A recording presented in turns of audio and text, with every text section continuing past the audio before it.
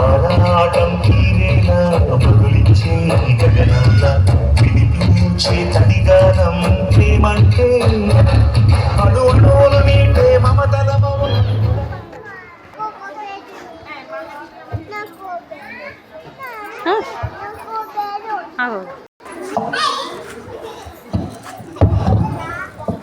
నాన్న పండించిన పంటంతా దేశానికే ఇచ్చేస్తే మనమేం తింటాం నాన్న? మనం రైతులమమ్మ. మన కడుపు నిండినా నిండకపోయినా దేశం కడుపు నింపడమే మన బాధ్యత. వాళ్ళ ఆకలి తీరితే మన ఆకలి తీరినట్లే. సేవ చేసే డాక్టర్లు మన తెలుగు రంగుకు నిదర్శనం. ఇదే కదా నీ కథ ముగింపులేనిదై సదా సాగదా.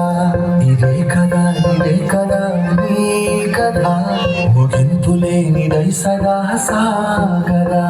నీ కంటి రెప్పలంచున మనస్సు నిండి పొంగిరా ఓ నీటి బిందువే కదా నువ్వు వెతుకుతున్న సంపద. ఒక్కొక్క జ్ఞాపకానికి వందేళ్ళ తనకి అంటువ్యాధుంది.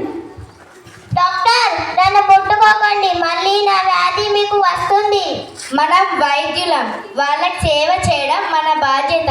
తనని తీసుకొని రండి. వైద్యం అంటే ఒక వృత్తి. సేవ చేసేవాడే వైద్యుడు. వైద్యుడు ఒక ఆశావాది, ప్రాణాలను నిలబెట్టే ఆశావాది. వైద్యుడు ఒక స్వార్థపరుడు, శ్వాసను నిలబెట్టాలని స్వార్థపరుడు.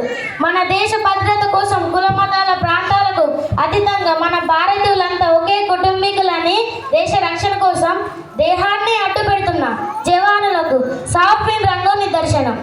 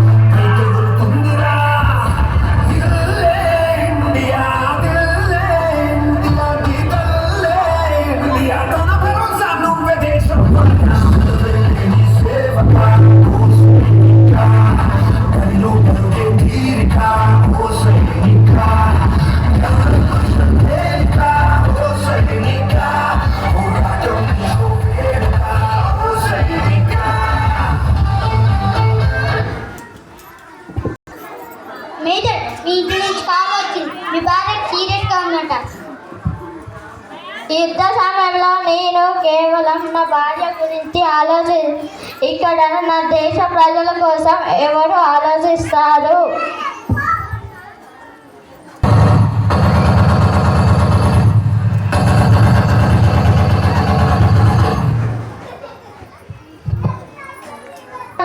నా 2 కాళ్ళు పోగొట్టుకున్నాను, కానీ నాకు కాళ్ళని పోగొట్టుకున్నందుకు బాధ లేదు. నా దేశం కడ్వా నాలో ఉంది. వందే మాతరం, వందే మాతరం. రాజు రైతు మనం తినే అన్నంలో ఉంటాడు, కడుపు నిండినోడి కళ్ళలో ఉంటాడు. అయినా వ్యవసాయం సాయం కాదురా, మనల్ని బ్రతికించడం కోసం మోసం తెలియని మనుషులు చేసే ఒక ఔషధం. జై జవాన్ జై కిసాన్. వైద్యో నారాయణో హరి. దేవుని తర్వాత మనుషులు దండం పెట్టి వేడుకునేది వైద్యునికే. నన్ను అడిగితే సృష్టించిన దేవుని కంటే చనిపోయే ముందు మనిషిని బ్రతికించే వైద్యుడే చాలా గొప్పోడు. రాత్రి జవాన్కి ఎన్ని కష్టాలు వచ్చినా అక్కడ నిద్రపోకుండా కాపలా కాశాడు కాబట్టి మనం ఇక్కడ భయం లేకుండా బతుకుతున్నాం. అదే బార్డర్లో జవాన్ లేకపోతే ఎప్పుడో బానిస శ్మశానం అయిపోయేది. ఆ 3 రంగుల మధ్య ఉన్న అశోక చక్రమే మన దేశ ఐక్యతకు నిదర్శనం. మనం అందరం కలిస్తేనే మన భారతదేశం. వందే మాతరం, వందే మాతరం.